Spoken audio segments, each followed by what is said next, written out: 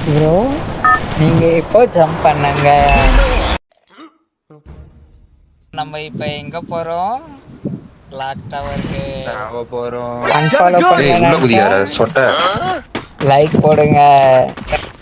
நான் அன்சப்ஸ்கிரைப் பண்றேன். எனக்கு ஆர்சனல் கீ கிடைச்சிருக்கு.